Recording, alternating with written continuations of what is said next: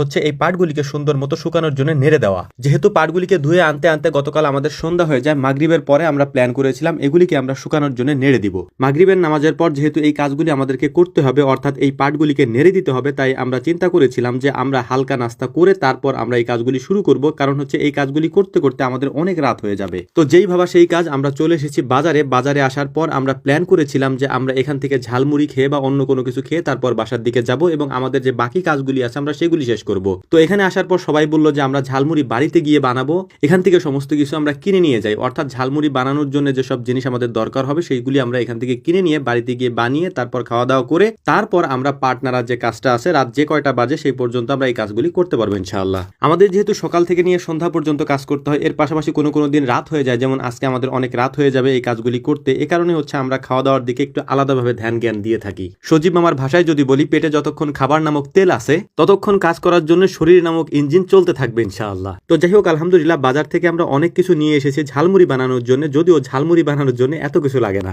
অনেকে আমাদেরকে বলেন ভাই রাতেও কেন আপনারা কাজ করেন, কারণ যেহেতু সারাদিন আপনারা কাজ করেন রাতে তো আপনারা রেস্ট নিতে পারেন, কিন্তু আমাদের কাজগুলি হচ্ছে এরকম যে এমন কাজ আছে যেটা আমাদেরকে রাতেও করতে হয় বাধ্যতামূলক ভাবে। যেমন ধরেন সারাদিন কাজ করার পর গরুর খামারের কোনো গরু রাতের বেলা বাচ্চা দিল, তো ওই রাতে আমাদের আর ঘুমানো হবে না, এর কারণ হচ্ছে ওই গরুর ফুল কখন পড়বে বা বাচ্চার যত্ন কিভাবে নিতে হবে, এই কাজগুলি করতে করতে আমাদের এমনিতেই সকাল হয়ে যায়। তো দেখতে দেখতে আমাদের ঝালমুড়ি বানানো হয়ে গিয়েছে এবং এটা আমরা সবার মাঝে পরিবেশন করছিলাম। আমরা সবাই মিলে ঝালমুড়ি খেয়ে এশার নামাজের পরে মূলত আমরা আমাদের মূল কাজ যেটা সেটা শুরু করবো ইনশাআল্লাহ। সন্ধ্যার সময় এই পাটের গাইড বলি আমরা, এই গাইডগুলিকে আমরা এখানে রেখে দিয়ে গিয়েছি পানি ঝরার জন্য। এখান থেকে হালকা পানি ঝরার পর এই পাটগুলিকে খুলে তারপর এখানে সুন্দর করে বাঁশ টানানো থাকে, ওই বাঁশের মধ্যে পাটগুলিকে আমরা নেড়ে দিচ্ছিলাম। যেহেতু আমাদের অনেক পাট আজকে একসাথে উঠেছে, যে কারণে আমরা একটা জায়গায় এগুলিকে নাড়তে পারবো না, বিভিন্ন জায়গায় এই পাটগুলিকে আমাদেরকে নাড়তে হবে। এর পাশাপাশি হচ্ছে যে আমরা বাড়িতেও এটার একটা সিস্টেম করে রেখেছিলাম আগে থেকেই, কারণ বাড়ির মধ্যেও আমরা পাটগুলি নাড়তাম এর আগে থেকেই। তো আলহামদুলিল্লাহ মোটামুটি আমরা অর্ধেক পাট রাস্তার ওখানে নেড়ে দিয়ে এসেছি এবং বাকি যে অর্ধেক আছে সেই অর্ধেক আমরা বাড়ির মধ্যে যে আড় বলি আমরা, এই আড়টা নিয়ে এখানে নেড়ে দিচ্ছিলাম। এখানেও জায়গা হচ্ছিল না, এরপর কিছু পাট আমরা ছাদেও নেড়ে দিচ্ছি।